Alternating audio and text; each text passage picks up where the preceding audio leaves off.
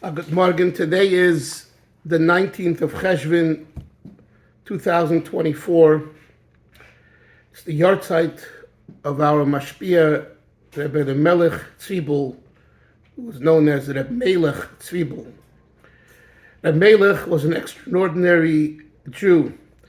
He was born in Eretz Yisrael in Tel Aviv in 1941.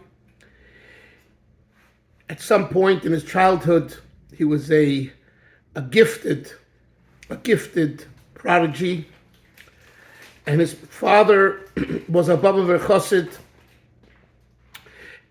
And after the Belzer Rebbe, Rabban Rakeach, the Tzaddik Levracha, arrived to Tel Aviv, and he parked himself on 61, I think, Achad Ha'am Street, near Rothschild over there, where they have all the excitement in Tel Aviv. At one point, his father, the Belzer Rebbe, said to his Gabbai, there's a little boy who he wants to see, and it was Reb Meilech Zwiebel. His father had been there before, and he wished him strong brachas, strong blessings. This is when he was a very little boy. My father remembers, my father was already in the Lubavitch Yeshiva in Lud from 1950 on. And he remembers when the Meilech came, his father brought him, I believe, to the yeshiva. He remembers when he came, and he remembers what kind of genius he was, that he was sitting already as the years went on in the 50s with Bachurim, students who were much older than him. But I really want to talk about, and then he came to America. He came with his friends of Nachum Sternberg and Zusha Feldman and a group of them. He listened to Reb Shmuel Levitten, to the Rashag, of course, to the Rebbe, but to Chassidim, to Reb Avram Mayor, and he was just a funnel. He took it all in. He absorbed everything. And then as the years went on, he gave it out to his students. The story that is told is that Reb Shmuel didn't know who he is, and Reb Shmuel asked him, does he know where the Gewalt of Samachalef is? The Rebbe Rashab wrote Sefer Maimorim, the discourses of the year 1901, Dalfin Samachalef, and in the Maimor, I think Kveit Malchuscha, the second Maimor, the Rashab speaks about the angels, the Malachim, and he says that they praise Hashem, and they're awed by God's awesomeness, and they say, Gewalt, Gewalt, whoa, this is awesome, and they're totally depleted from whatever they are to Hashem because of that awe-inspired realization that they recognized, and they expressed themselves in Gewalt. And Reb Shmuel was so impressed. Now you have to understand, Reb Shmuel heard that Maimon from the Rashab, but Reb Shmuel came to Lubavitch in 1899. So he heard that from the Rashab, I believe, and he asked him about it, and it became popular in the yeshiva, because that language is very unique and very different than what's normally written and said and discussed in Chasidus. Anyway, he went into the Rebbe of Shmuel, and he told the Rebbe, I met this Israeli bacher who just came from Eretz Yisrael. And the Rebbe asked who it is, and he didn't know his name. He said, hat dicke schwarze Gläser. He has the thick black glasses that he's wearing. And the Rebbe, smiled and enjoyed what he had to say. And later, it was known that the Rebbe realized that he's talking about this Bacher Meilech Zwiebel. Anyway, the Rebbe, in a letter to his wife, to encourage her to meet and marry Reb Meilech, the Rebbe writes that he's a Baal Midos, someone his character is very refined in his character, and is sensitive and refined. After their marriage, he was hired by Rabbi Yisrael Friedman. Rabbi Yisrael Friedman told me this, who was the Rosh Hashiva at the time in Newark, New Jersey, which today is Morristown. He hired him as the Mashpia, and ever since then, 1960, or so, 66, he became the mashpia in Newark/Morristown for close to 50 years, I believe. Knowing him firsthand, spending a lot of time, I was there in Morristown from 1979 through 1981. And I can tell you that the person was what it says in the Gemara, like Posik Pumim Girsa Rabba, that his lips didn't cease to utter the words of the Torah. Reb Meilech Zwiebel fulfilled this literally, not figuratively, literally. The man was always sitting with a sefer and always learning. Whenever I saw him, he was either talking to a bacher, answering the bacher's questions, the students' questions, the Chasidus, or to improve himself, or he was learning himself. I remember one Purim night, Leil Purim, in the yeshiva, we would bring our balabatim that we visited on Mivtzoyim on Fridays. We would encourage them to come to the yeshiva, and we had a Hanukkah party. A Purim party. So everyone's downstairs and dancing and singing and saying l'chaim and eating. It was very, very festive. And we see our mashpia is not there. So my friend Rabbi Yanki Witter and myself, we go upstairs to Zal, to Beis Medrash. The lights are on. The entire place is empty. There's one person sitting at his usual place, his desk. Rabbi Meilech Zwiebel, our mashpia.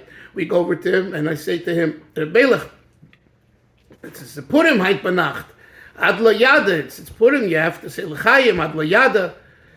So he says, Vos is ad lo yada. What's ad lo yada? That you should come to a state of spiritual intoxication, that you don't know the difference between blessed be Mordechai and cursed be Haman. And that comes through learning Chassidus. And he was learning the Torah or the Maimorim from the Alter Rebbe on Purim. About Purim. I remember that. It was a scene to be seen, as they say. I want to now jump and really get to the heart of this clip. I'm sitting here in a Beis Medrash in Borough Park called Shrei B'Shabbos. It's in the basement of the shul. It's quiet. It's very early, 5 in the morning. And I reminded myself it's his Yahrtzeit today, the 19th of Cheshvan. It's so befitting that I'm saying this in this Beis Medrash because this is it's a modest place. People come and go. There's no fanfare. There's no presidents. I mean, the shul probably has a board and all that, but I'm saying it kind of runs on its own, and it's very comfortable here. And Meilech, in a sense, was that type of a yid. He lived and let you live. He really did. Naturally, as a mashpia in Chabad,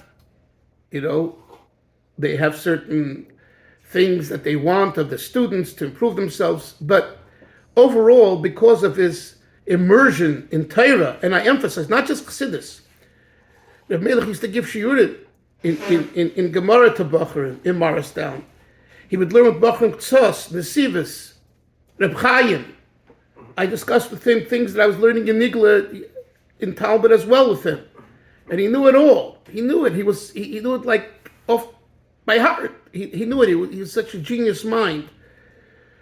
But that's not what made him special. What made him special is two things, I think. One is he communicated to us the breadth of Chassidus. There's the depth of Chassidus. There's the breadth of Chassidus.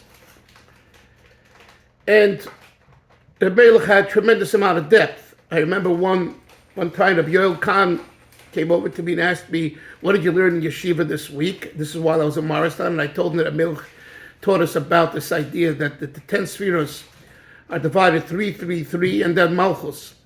And the 3 Chabad is within yourself. The 3 last one, that's how yourself is ready to the outside. And the middle 3, Chesed Gvura, is kind of is in between. It's a combination, whatever. And Rabbi Yoel said to me, Ich bin hazeh getracht. I also thought that way. And in fact, I saw it later written in a pilpul under someone's name, but they took it from Rabbi Yoel. So his knowledge of Torah in general, his knowledge of Chassidus, particularly Chabad Chassidus, was immense, was tremendous. But it's the breadth, the harchova. Every new sefer that came out from Kahos, he had it the first week, and he went through it, he learned it cover to cover. We saw this on his table when a new sefer came out from the Rebbe Marash, or the Mittler Rebbe, or the Rashab, or the Rebbe. It was on his table, and he would shake back and forth quietly, and he would just learn it and go through it. When he gave shiurim, and which he gave us several times a week, a shiur, a ranat, a samach vov, you saw the harchava, the great breadth, not just the depth, but more the breadth. In other words, his style in teaching of Maimer was, let's say Yom Tov Shel Rosh Hashanah Shechol B'Shabbos is the beginning of Samach Vav by the Rashab. So, what's there to, it's a Gemara, it's a Mishnah. Rosh Hashanah, Yom Tov Shel Rosh Hashanah Shechol B'Shabbos. They make the Shoyah Taikin, but not, right? And on Shabbos, you don't blow it. Because you can say to the Rabbah, maybe people will carry the shofar to a scholar, to a Talmud Chacham, to teach them how to blow. Pretty straightforward. And Meilech would read that line, and he spent the next few shiurim explaining from Shas and the Poskim, and then what the Chiddush of the Rashab is. In other words, let's say Rabbi Yoel, who taught the same things, he wouldn't do that. He would in fact read it very quickly and just keep on reading, and then get into the meat and potatoes of the Maimer of the Rashab, the Chasidus part. This wasn't a shiur in Talmud, but with Reb Meilech it wasn't that way. With Reb Meilech, every line there was some chiddush, there was some novelty, be it in Nigla in Talmud, or in Chasidus, or in any other part of Torah. Now, on one hand, this takes a lot more time, and it's a very different style, but at the same time, it shows you the breadth of Torah. That's one thing. The next thing is his Fabrengens. His Fabrengens were very unique because he didn't speak long drushes, like unfortunately is the style today. He would speak for 5-10 minutes, stop, say l'chaim, we sang a niggin. Another 5-10 minutes, stop, say l'chaim, and a niggin. And he took l'chaim. And what was the content? Mostly it was stories. With this chassid and that chassid. And he remembered everything. Avram Klimovich. And this and Reb Shmuel would always say, talk about the chassid, the Tzemach Tzedek's chassid was a Rav, and he was such a bottleneck. Forget his first name now. And he would know the names, and he would remember who told him, and he would share that with us. And this we never had before, because that's not Rabbi Yoel's style. And our Mashmi before in Ocean Park, in Lubavitcher, the Better Lipsker, that wasn't his style either, in his Fabrengens. And we were younger as well, so it was a different period in our lives. Now, Meilech, these 2 years in Morristown just opened up the floodgates of Chabad Chasidus, where you saw such wow. Now, understandably, we were by the Rebbe. I grew up with the Rebbe and the Fabrengens and Chassidim. But nevertheless, this elaboration, this wealth of Hasidic stories, and as he's saying the stories, and as he's singing the good name, and he's saying L'chaim, he's getting more excited. In general, he was what people would call a cult mensch, more on the cold side, I say he was more, not chilled, he was more intellectual. He was thinking, and he was in control of his Midos, mind over matter. But be that as it may, when he said L'chaim, he started to get excited.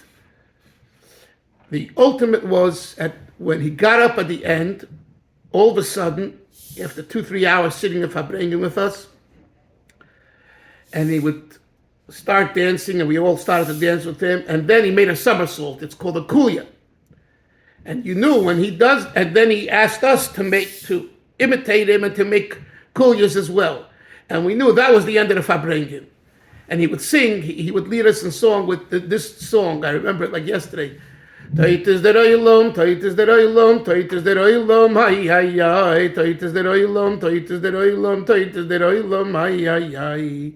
Ay, der ay, ay, ay, ay, ay, der ay, ay, ay, ay, ay, der ay, ay, ay, ay, ay, ay, ay, ay, ay. Ay, ay, ay, ay, ay, ay, ay, ay, ay, ay, ay, ay, ay, ay, ay, ay, ay, ay.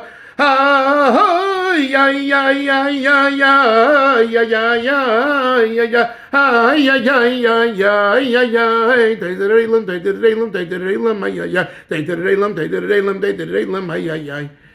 And the song lent itself very well to the moment, dancing in circles, having said l'chaim, being inspired, and making the kula, making a somersault. So that boy said, and then you saw his passion. Ashreinu, lucky are we who saw this. And my message today is also to the mashpiyim, the young mashpiyim, the new mashpiyim, who I see frequently here in our shul base Menachem. Learn for the Meilech Zwiebel. You'll be all right. He created Bacharim for 50 years. May Hashem help. Schus of his neshama, Meilech Zwiebel. I think his father's name was Yaakov ben Yaakov. Neshama Shav and Aliyah.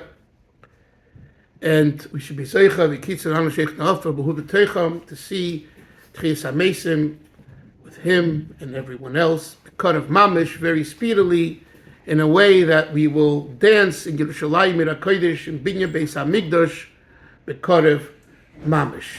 Chaim.